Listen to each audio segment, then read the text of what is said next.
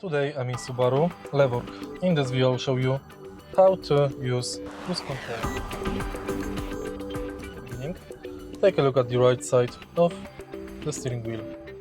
Right here we've got the cruise control button. Press it to enable cruise control. You can see that cruise control is enabled on the instrument cluster display. This is this icon. Now accelerate to desired speed and press set button. Next, you can let the acceleration pedal go.